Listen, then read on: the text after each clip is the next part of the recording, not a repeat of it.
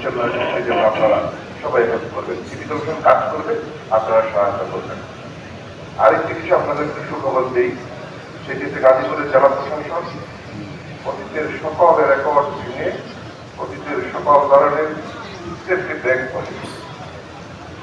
আপনারা জানেন জেলা প্রশাসন মানে পুলিশ, আমাদের প্রশাসন, ক্যাডার, জুডিশিয়ারি সহ আপনাদের সাধারণ মানুষের মনে একটা ধারণা আছে শুধুমাত্র কন্ট্রোল করার জন্য প্রশাসন তৈরি হয় না, শুধুমাত্র পুলিশের পেছনে দৌড়ায় না, ভালো মানুষের পিছনেও দৌড়ায়।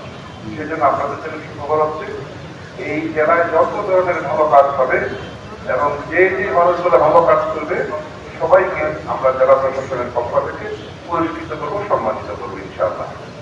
সেই জন্য আপনারা জানতে পারবেন সেটি আমরা একটি কর্মসূচি হাতে নিয়েছি। মাননীয় প্রধানমন্ত্রী জনাব তারেক রহমান এই কর্মসূচির সাথে সম্মতি দিয়েছেন এবং তিনি এটাকে অ্যাপ্রিসিয়েট করেছেন। আপনারা সকলেই আস্তে আস্তে জানতে পারবেন ভালো কাজে ভালো মানুষ, এই ধরনের একটি কর্মসূচি নিয়ে আমরা আগাচ্ছি। আপনাদের সকলের সহায়তা লাগবে এবং আপনারা আমাদের তথ্য দিয়ে আপনাদের ইনফরমেশন দিয়ে আমাদের হেল্প করবেন।